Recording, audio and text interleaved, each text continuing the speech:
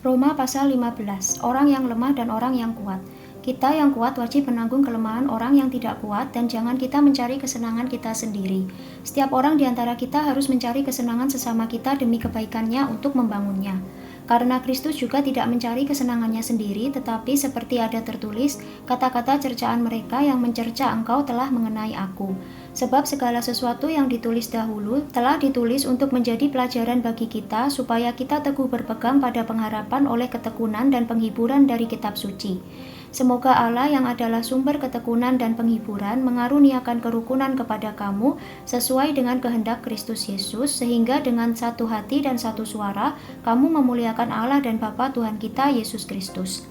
Sebab itu terimalah satu akan yang lain, sama seperti Kristus juga telah menerima kita untuk kemuliaan Allah. Yang aku maksudkan ialah bahwa oleh karena kebenaran Allah, Kristus telah menjadi pelayan orang-orang bersunat untuk mengokohkan janji yang telah diberikannya kepada nenek moyang kita, dan untuk memungkinkan bangsa-bangsa supaya mereka memuliakan Allah karena rahmat-Nya seperti ada tertulis. Sebab itu aku akan memuliakan engkau di antara bangsa-bangsa dan menyanyikan mazmur bagi namamu.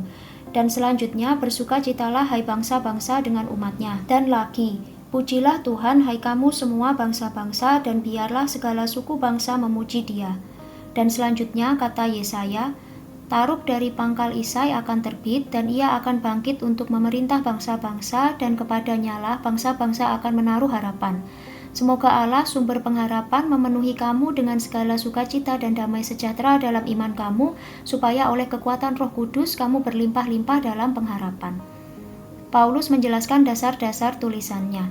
Saudara-saudaraku, aku sendiri memang yakin tentang kamu bahwa kamu juga telah penuh dengan kebaikan dan dengan segala pengetahuan dan sanggup untuk saling menasihati. Namun karena kasih karunia yang telah dianugerahkan Allah kepadaku, aku di sana-sini dengan agak berani telah menulis kepadamu untuk mengingatkan kamu, yaitu bahwa aku boleh menjadi pelayan Kristus Yesus bagi bangsa-bangsa bukan Yahudi dalam pelayanan pemberitaan Injil Allah, supaya bangsa-bangsa bukan Yahudi dapat diterima oleh Allah sebagai persembahan yang berkenan kepadanya, yang disucikan oleh Roh Kudus. Jadi, dalam Kristus, aku boleh bermegah tentang pelayananku bagi Allah, sebab aku tidak akan berani berkata-kata tentang sesuatu yang lain, kecuali tentang apa yang telah dikerjakan Kristus olehku, yaitu untuk memimpin bangsa-bangsa lain kepada ketaatan oleh perkataan dan perbuatan, oleh kuasa tanda-tanda dan mujizat-mujizat, dan oleh kuasa Roh.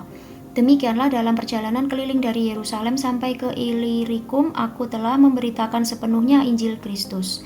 Dan dalam pemberitaan itu, aku menganggap sebagai kehormatanku bahwa aku tidak melakukannya di tempat-tempat di mana nama Kristus telah dikenal orang, supaya aku jangan membangun di atas dasar yang telah diletakkan orang lain, tetapi sesuai dengan yang ada tertulis, mereka yang belum pernah menerima berita tentang Dia akan melihat Dia, dan mereka yang tidak pernah mendengarnya akan mengertinya. Harapan Paulus untuk datang ke Roma.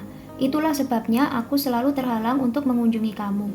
Tetapi sekarang karena aku tidak lagi mempunyai tempat kerja di daerah ini dan karena aku telah beberapa tahun lamanya ingin mengunjungi kamu, aku harap dalam perjalananku ke Spanyol aku dapat singgah di tempatmu dan bertemu dengan kamu sehingga kamu dapat mengantarkan aku ke sana setelah aku seketika menikmati pertemuan dengan kamu. Tetapi sekarang aku sedang dalam perjalanan ke Yerusalem untuk mengantarkan bantuan kepada orang-orang kudus. Sebab Makedonia dan Akhaya telah mengambil keputusan untuk menyumbangkan sesuatu kepada orang-orang miskin di antara orang-orang kudus di Yerusalem. Keputusan itu memang telah mereka ambil, tetapi itu adalah kewajiban mereka.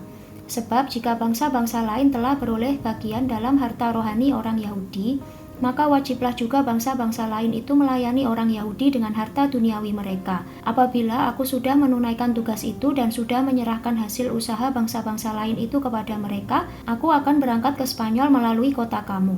Dan aku tahu bahwa jika aku datang mengunjungi kamu, aku akan melakukannya dengan penuh berkat Kristus.